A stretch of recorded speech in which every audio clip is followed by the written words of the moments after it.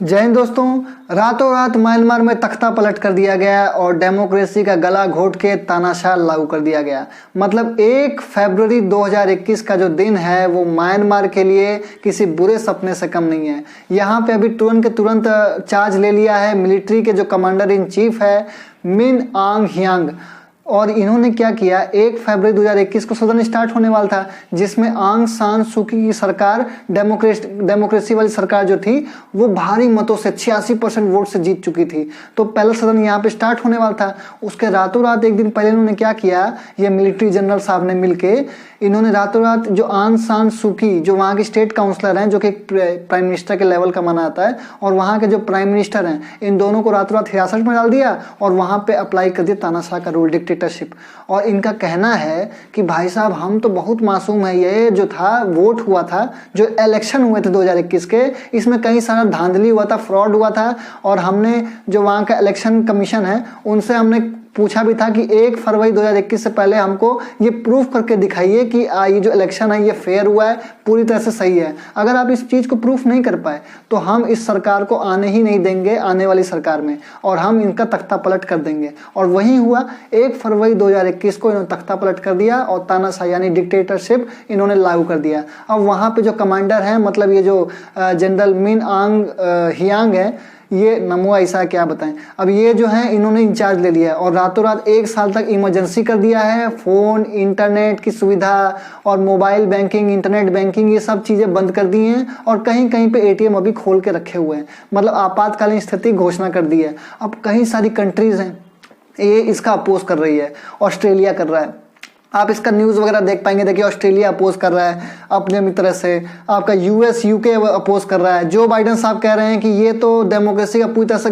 गला घोटना हुआ, जल्द से जल्द आप इसको रिहाई दीजिए। इस पूरे विवाद को जानने से पहले हमको जानना पड़ेगा थोड़ा सा इतिहास, क्योंकि जब तक हमको किसी बीमारी की जड़ पता नहीं होती है तब तक हम उसका इलाज बेहतरीन तरीके से नहीं कर सकते। तो चलिए इसका थोड़ा इतिहास जानते हैं। तो म्यांमार को पहले बर्मा के नाम से जाना जाता था। ये अशोक साम्राज्य के टाइम पे बौद्ध धर्म बड़ा सक्सेसफुल हुआ था, फेमस हुआ था। तो बौद्ध धर्मों का जो था, वो जो गुट था लोगों का, वो एक जगह बर्मा में आके रुक गया और यहाँ पे मतलब बौद्धिस्ट टेम्पल्स आपको बहुत ज़्यादा मिलेंगे। तो बुद्ध धर्म की मान्यता म्यांमार में सबसे ज़्यादा है। ठीक है। अब भाई साहब जो ये ब्रिटिशर्स थे ना, ये साला कहीं नहीं छोड़ते थे। इंडिया, चाइना, यूएस, हर जगह ये लोग नजर गड़ा के रखा हुआ था। तो म्यांमार कैसे छोड़ देते? तो म्यांमार पे भी इन्होंने 1824 पे घपच लिया कि भैया ये म्यांमार हमारा है। एक गुट बनाया गया जो कि ब्रिटिशर्स का लगा अपोज करने की भैया हमको चाहिए आज़ादी, दिल में है आज़ादी, आज़ादी आज़ादी करना शुरू कर दिया सब। अब उसका नाम था Anti Fascist People's Freedom League. पता नहीं इतना बड़का नाम काहे रखा। हमको लगा कि उस समय सोचे होंगे कि भले ही बड़ा काम ना कर पाए, बड़ा नाम तो करेगा, तो बड़ा नाम इन्होंने कर दिया होगा। तो खैर मजाक जोक सपाट, Anti Fascist People's Freedom League का इन्होंने अपना सरकार बनाई। तो इसने क्या किया, एंटी फासिस्ट लीग ने जापान के साथ मिलके ब्रिटेन के साथ जंग छेड़ दी। अब भैया जापान जहाँ पे किसी का रुकबा नहीं करता, वो तो उसका मतलब क्रूरता में सबका बाप था। जापान बमबारी मार मार के, आपको पिछले वीडियो में आपको मैंने बताया था, तो उसमें आपको दिखाया था कि जापान ने कितना भयंकर तरीके से बमबारी किया था। तो भैया ये इतना भयंकर बमबारी किया, ब्रिटिशर्स भी भैया किनारे हो गए, बेचारे वो हार गए 1942 में। अब जो ये जापान था ना, इसने बर्मा पे कब्जा कर लिया। तो बर्मा, अब ये जापान की जो क्रूरता थी ये तो ब्रिटिशर्स के बाप थे। तो ये Anti Fascist People's Freedom League वाले बोले ये ससुराई आसमान से गिरे और खजूर पे लटके वाला सीन हो गया था कि मतलब भैया हम तो गुलामी से आजाद होने के लिए इनका साथ मांगे थे, इस ससुरा इसके गुलाम बन गए। और ये तो और ज्यादा क्रूर है भाई साहब, ये तो 19 घंटे हमसे काम करवा के एक मिनरल्स निकलवा रहा है, मतलब निकाल के हमसे लूट रहा है। तो भैया ये तो और बुरा बाल हो गया। अब भैया इनकी किस्मत अच्छी थी, मतलब अल्लाह मेहरबान तो गधा पहलवान। तो भाई साहब इनका किस्मत इतनी अच्छी थी कि 1945 में बम गिरा दिया, न्यूक्लियर बम, यूएस वालों ने जापान पे। तो जापान की आर्मी सरेंडर कर दी यूएस के सामने। तो भैया जापान तो वैसे को वैसे किनारे हो गया। अब उस समय जो एंटी फासिस्ट प्रीमियर लीग के जो मेन लीडर थे वो थे आंग सांग। आंग सांग, ये नाम हमेशा याद रखिएगा, आंग सांग थे। अब इनको क्या करना था, इनको अब ब्रिटिश वाले वापस से इन पे कब्जा कर लिए थे। तो इनको ब्रिटिशर्स को भी खुश करना था, अपनी जनता को भी खुश करना था। कुछ अजीब तरीके से इंसिडेंट होता है जो कि पता नहीं चलता और इनकी मृत्यु आती है, मतलब आकस्मिक मृत्यु आती है 1947 में। और फाइनली 1948 में जाके म्यांमार को आज़ाद हो जाता है, मतलब आज़ाद हो जाता है उस समय। तो म्यांमार जब 1948 में आज़ाद होता है तो उस समय जो वहाँ के फॉरेन जो मिनिस्टर थे योलू, उनको बना दिया जाता है प्राइम मिनिस्टर। अब 1958 तक तो सब कुछ शांति चल रहा होता है, पर यही जो Anti Fascist People's Freedom League वाला मैंने बात बताई थी, इसमें आपस में पड़ जाती है फूट और हो जाती है सिविल वॉर। जैसे हम लोग में होता है ना, कांग्रेस होता है, कोई बीजेपी होता है, तो कांग्रेस वाला कोई अंधभक्त होता है, कोई मतलब कांग्रेस की बुराई सुनना ही नहीं है, किसी को होता है कि हमको बीजेपी की बुराई नहीं सुननी है चाहे कुछ भी हो जाए, तो हम लोग फेसबुक पे लड़ाई करते हैं, कमेंटबाजी करते हैं, एक दूसरे को गाली गलौज करते हैं। तो ये तो गाली गलौज होता है, लेकिन हम लोग अगर मारपीट पे उतर जाए ना तो उसको सिविल वॉर कहते हैं। तो यही फूट शुरू हो गई 1958 तक, मतलब एक दूसरे पार्टियों में एक दूसरे को आपस में पीटना, कहीं भी आना, कहीं पे गैंग पे मार देना, पीटना, अशांति, वायलेंस बहुत ज्यादा बढ़ गई थी। तो योलू सरकार को कुछ समझ में नहीं आता, कुछ उनके दिमाग से सब कंट्रोल से बाहर जा था। तो भाई साहब इन्होंने क्या किया, जो वहां का जो कमांडर इन चीफ जनरल थे ना नेविन, उनको उन्होंने सत्ता सौंप दी। उन्होंने कहा कि भैया आप केयर टेकर प्रधानमंत्री बन जाइए और आप इन सब चीजों पे अपने आर्मी उर्मी भेज के किसी तरह इन सब चीजों को कंट्रोल करिए। तो नेविन ने उस समय चार्ज उठा लिया 58 में, और उसके बाद उनको बना दिया एक तरह से पीएम की तरफ से, उनको सारे पावर्स राइट्स सारे मिल गए, तो उनको आ गया सत्ता का लालच। और वो थे तानाशाह, तो उन्होंने मिलिट्री का यूज करके किस तरह से सारे वायलेंस को दबा दिया। अब 1960 में जब चुनाव हुआ तो वापस से ये जो नेविन थे ना ये हार गए। अब ये हार गए तो फिर इनको कई दिन तक तो इनको मतलब विश्वास ही नहीं हुआ कि हम हार कैसे गए, हम कैसे हार गए, हम सारा पूरा मिलिट्री भेज के पूरा सबको दबा सकते हैं, हमको कौन हरा दिया। तो ये क्या किए ना 1962 में विद्रोह कर दिए। विद्रोह करने के बाद इन्होंने अपनी मिलिट्री की सहायता लेके इन्होंने सारा डेमोक्रेसी वाला सब कुछ हटा दिया और फिर डिक्टेटरशिप और अपना गवर्नमेंट लेके आ गए, मतलब फिर प्रधानमंत्री बन गए।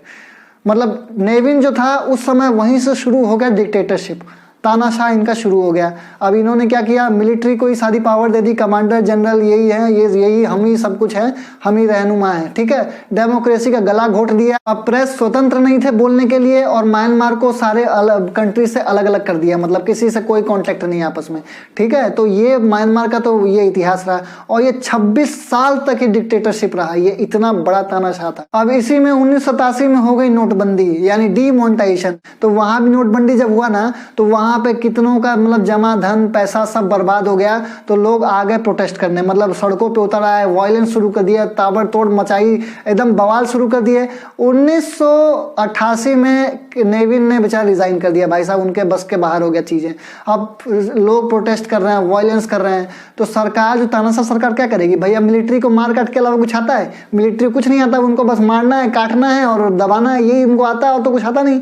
तो मिलिट्री वालों ने वही किया, उन्होंने प्रोटेस्ट को दबाने के लिए मिलिट्री को ओपन चार्ज दे दिया कि फायर करो, लोगों को मारो, गोली मारो, किस तरह प्रोटेस्ट को दबाओ। इसी प्रोटेस्ट में सरकारी आंकड़े के हिसाब से 3000 लोगों की डेथ हो गई।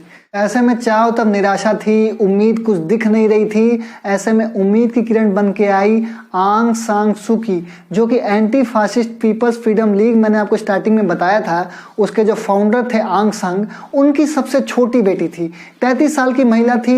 ये फॉरेन में अपने बीवी बच्चों के साथ एकदम खुश थी, अपना अलग रहा करती थी, लेकिन किस्मत को शायद ये मंजूर नहीं था, और ये अपनी 33 साल की उम्र में अपनी माँ से मिलने आई थी, अपने वतन म्यांमार में आई थी, और वहाँ पे लोगों ने इसको अपना मसीहा मान लिया, और इनकी मसीहा बनकर ये 1990 में चुनाव भी लड़ी और जीती भी। जब ये जीती ना तो मतलब लोगों के मन में एक खुशी थी, एक उम्मीद थी कि फिर से डेमोक्रेसी आ गई है, गवर्नमेंट आई जो हमारी बात सुनेगी और हमारे लिए कुछ करेगी। लेकिन ये डिक्टेटरशिप के दरिंदे वो काम भी नहीं होने दिए। 1991 में इनको नोबेल पुरस्कार मिला पीस के लिए, जिसके लिए आज भी इंस्पिरेशन मानती है गांधी जी और जवाहरलाल नेहरू को। पर 1990 में इनको 20 साल के नजर बंद कर दिया गया, एक नजर बंद करके इनको एक कमरे में डाल दिया गया। और भाई साहब 20 साल के बाद 2012 में जब वो जेल से बाहर, मतलब जब नजरबंद होकर बाहर निकली, तब जाके उनको 1991 में जो अवार्ड मिला था वो जाके 2012 में उन्होंने एक्सेप्ट किया। और उन्होंने कहा कि जो शरणार्थी हैं, जिनका अपना जमीन से जिनको उजाड़ दिया जाता है, मैंने इस 20 सालों में सिर्फ उनके बारे में सोचा। और बाद में इन्होंने 2016 में फिर से इन्होंने बुढ़ापे में मतलब फिर से इलेक्शन लड़ा, और फिर से 85% वोट से, खतरनाक वोट से जीत गई। अब जब इनको पीएम, मतलब जब जीत के जब पीएम बनाया गया, तब ये मिलिट्री वालों ने एक षड्यंत्र रच दिया। तो जो इनका ये कहना था कि आपके जो बच्चे हैं, आपके जो पति और बच्चे हैं, उनके पास यहाँ की नागरिकता नहीं है, इसलिए हम आपको प्राइम मिनिस्टर नहीं मान सकते। मतलब कोई भी अगर उच्च पद पे आता है म्यांमार के, तो उसका पूरे परिवार की नागरिकता यहाँ पे होनी चाहिए, तभी हम उसको उच्च पद पे कर पाएंगे।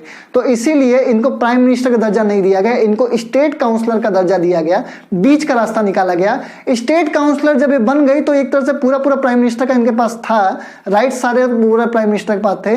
लेकिन ये 2016 से लेकर 2021 के बीच में इनका शासनकाल था, जो कि इंडिया के लिए बहुत बढ़िया था और वहां की जनता के लिए बहुत बढ़िया था। वहां की जनता इनको अपने बहुत प्यार करती थी, हर तरह का प्यार इनको दिया करती थी। और वही नतीजा था कि 2021 में फिर से ये 86% वोट या 80 से 80+% से वोट एक तरह से क्लीन स्वीप दे दिया इन्होंने, और इन्होंने पूरा का पूरा मतलब मेजॉरिटी से जीता, चुनाव जीता, अपने दम पे जीता, लोगों के प्यार और सपोर्ट से जीता।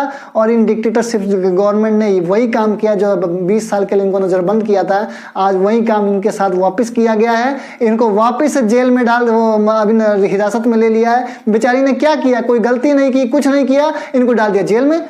ऐसे कुछ होता है? ये क्या ये डेमोक्रेसी है? डेमोक्रेसी का सीधे सीधे गला घोटना है दोस्तों।